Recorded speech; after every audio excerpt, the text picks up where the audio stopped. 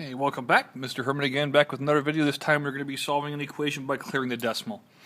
On this particular problem, we look at the decimal, where they're at, and what terms we have. I see we have a term in the tenths place here. We got one with a hundredths place, another hundredths place. This is just a whole number, x, 1x, and then a whole number here. So the one with the biggest number of spaces after it is going to be the ones with the hundredths place, these two. So what we're going to do is multiply every term, and there are 5 terms, 1, 2, 3, 4, 5. Every term times 100.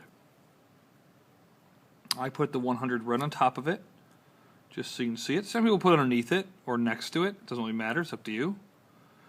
The most common mistake students make here is they forget to or don't multiply whole numbers and variables by 100. There's a problem with the test, I'm almost positive, where one of these has a variable, and a large percent of students forget to multiply the variable by that. So hopefully that'll help you remember that now that you heard that.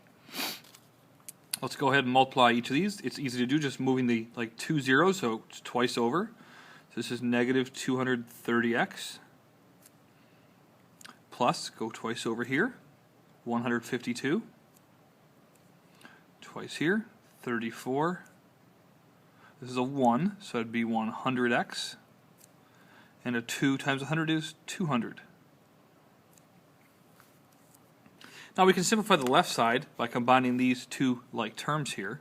So let's go ahead and just bring this down as negative 230x plus 152. 34 and 200 is 234 minus 100x. And again, I'll just remind you, you should be working these problems out, not just watching. It's good to work them out with me. You can pause it at the video if I'm going too fast. Now I've got a 230x and a 100x here, so I'm going to add 230x to both sides because I want to keep my x term positive.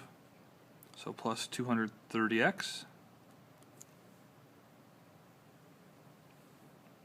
This cancels out, and I get 152 equals 234.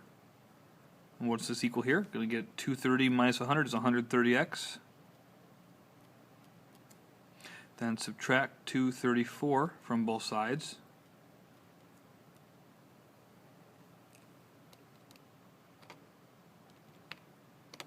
And for that we get 82, negative 82. So negative 82 equals 130x.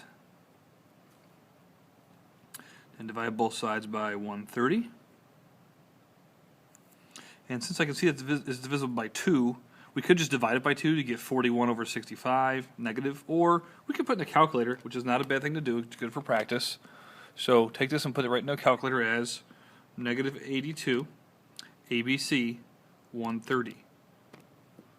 And it gives you negative 41 over 65. So I get x equals negative 41 over 65. Typically, when problems start off as decimals, the answer should be given as decimals, but it doesn't have to be, especially when it doesn't terminate.